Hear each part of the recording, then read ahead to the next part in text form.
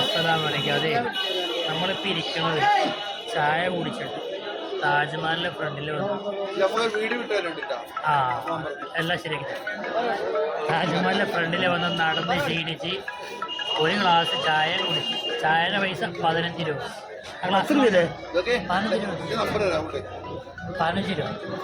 എന്നെ ഫ്ലോ കളഞ്ഞു കണ്ടി, എന്നെ ഫ്ലോ കളഞ്ഞിട്ട് ഇതാണ് ആള്. ഫ്ലോ കളഞ്ഞ ആളെ കണ്ടോ കണ്ടാ. അപ്പൊ ഈ പള്ളിയിലേക്ക് കയറാൻ പോണുണ്ട്.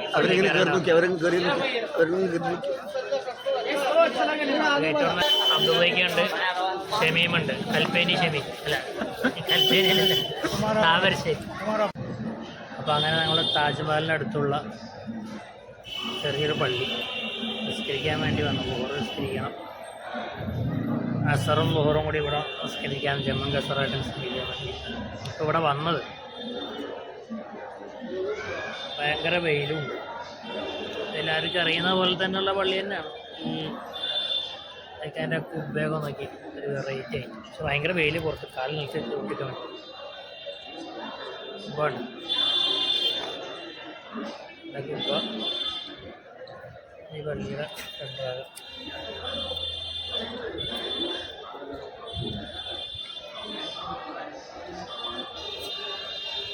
ഇതാണ് പള്ളി.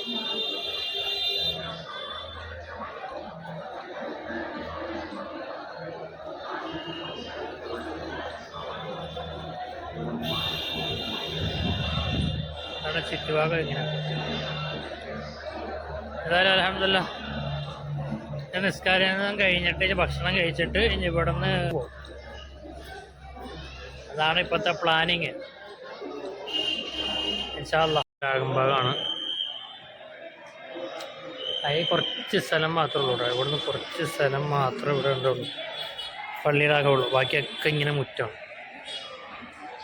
ഇതൊക്കെ വഖഫാണെന്നാണ് അറിയാൻ കഴിഞ്ഞത്.